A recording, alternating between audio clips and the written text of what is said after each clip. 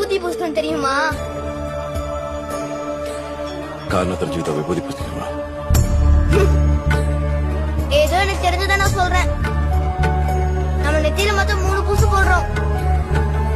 உனக்கு சின்ன வயசுல செய்யறது நல்லது கெட்டது தெரிஞ்சோ தெரியாமலோ அதான் ஆணவம்.